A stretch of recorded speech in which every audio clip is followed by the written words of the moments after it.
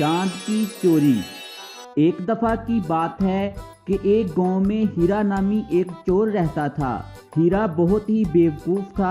हीरा के पास एक गधा था जो उसकी तरह एक नंबर का आलसी था और सारा दिन घास खाता रहता था। हीरा रात होते ही गधे पर बैठकर चोरी करने जाता था।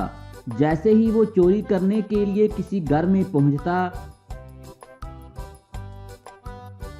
तो उसका गधा बोलने लग जाता, जिससे घर के लोग जाग जाते और हीरा की खूब पिटाई करते। एक दिन हीरा से एक आदमी आकर कहता है, अरे रे हीरा, सुनाओ कैसे हो? मैंने सुना है तुम कल सेठ के घर चोरी करने गए थे और तुम्हारे गधे ने खूब तेरी खातिरदारी करवाई है। अरे चोरी तेरे बस की बात नहीं है, तुम रहने दो और सुबह मेरे साथ काम पर चलो। हीरा को उस आदमी की बात सुनकर बहुत गुस्सा आता है और वो सोचता है, ये लोग तो मेरा मजाक उड़ा रहे हैं और मुझे बेवकूफ समझते हैं। अब मैं इनको कोई बड़ी चोरी करके दिखाऊंगा, ये फिर मानेंगे कि मेरा दिमाग कितना तेज है। मैं आज ही जंगल में जाता हूँ और वहाँ मौजूद डाकुओं से चोरी के नए नए तरीके सीख कर आता हूँ। इस तरह हीरा उसी रात जंगल में उन चोरों के पास जाने के लिए जा रहा होता है कि अचानक से इसको रास्ते में एक चमकती हुई रस्सी नजर आती है। अरे ये कैसी रस्सी है जो इतनी चमक रही है? ये रस्सी है भी काफी लंबी। चलो मैं इसको उठा लेता हूँ, ये चोरी करने में मेरे काम आएगी। ये सोचकर वो इस चमकती हुई रस्सी को उठाकर चला जाता है। वो सारी रात उन चोरों को ढूंढता है, लेकिन उसे सुबह होने तक चोरों का कोई भी अड्डा नहीं मिलता। अब इतना चलने से हीरा को भूख लग गई थी। उसे सामने एक सेब का दरख्त नजर आता है। वाह, ये सेब कितने मजेदार लग रहे हैं, मेरा इनको खाने का बहुत दिल है।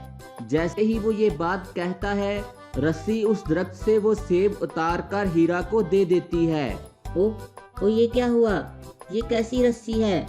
ये सेब कैसे टूट गया? मुझे ये कोई जादुई रस्सी लगती है। अब तो मैं इस रस्सी की मदद से बड़ी बड़ी चोरियां करूंगा। अब बताऊंगा गांव वालों को मैं कितना तेज हूँ। ये सोचकर हीरा घर वापस आ जाता है और उसी रात अपने गधे को लेकर चोरी के इरादे से निकल जाता है।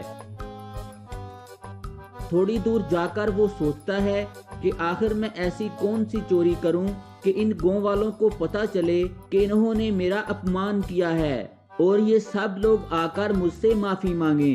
वो काफी देर सोचता रहता है, लेकिन उसे कोई भी ऐसी चीज नहीं मिलती।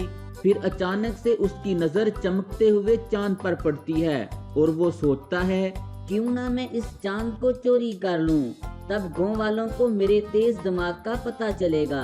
जैसे ही वो ये सोचता है, वो रस्सी उस चांद को आसमान से उतार कर हीरा के हाथ में रख देती है और सारे का सारा गांव अंधेरे में डूब जाता है। फिर इतना अंधेरा देखकर सब गांव वाले बाहर आते हैं और देखते हैं कि चांद हीरा के हाथ पर है। वो ये देखकर हीरा से कहते हैं, अरे रे बेवकूफ, ये तुमने क्या कर दिया? सारी दुनिया को अंधेरे में डुबा दिया। अब कभी दिन नहीं होगा और इस दुनिया में किसी भी चीज का जिंदा रहना नामुमकिन हो जाएगा, क्योंकि रात और दिन के बदलने के निजाम से ही दुनिया कायम है। उन सब की बातें सुनने के बाद हीरा को अपनी गलती का एहसास होता है, लेकिन वो कहता है, मुझे नहीं पता कि इस चांद को वापस कैसे भेजना है। ये सब इसी रस्सी की वजह से हुआ है। हीरा की ये बात सुनकर सभी लोग हीरा की खूब पिटाई करते हैं और फिर उस रस्सी को तोड़ देते हैं, जिससे चांद वापस आसमान पर चला जाता है।